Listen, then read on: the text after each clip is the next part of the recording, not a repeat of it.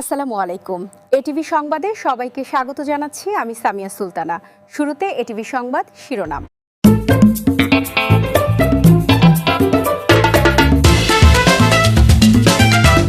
আকর্ষণীয় নতুন সাজে পোলার আইসক্রিম।